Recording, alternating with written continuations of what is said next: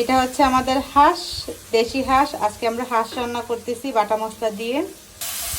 পুরো এখানে আদা বাটা, জিরা বাটা, রসুন বাটা, মরিচ বাটা, হলুদের গুঁড়া, ধনিয়া, এই দুইটা শুধু বাটা মশলা দিয়ে মশলাগুলো দিয়ে দিতেছি।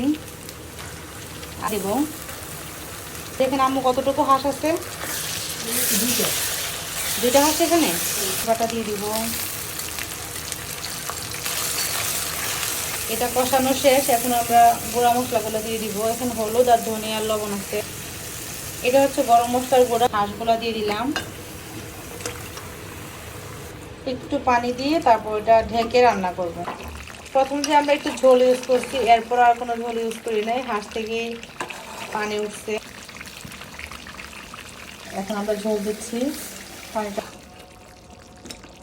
ফার্স্টে দিয়েছিলাম, এটা আবার একটু দিয়ে তারপর হচ্ছে লাস্ট 1 মিনিট জাস্ট একটু মশলাটা মিক্স হতে দিব, তারপর হচ্ছে আমাদের তরকারির ডান।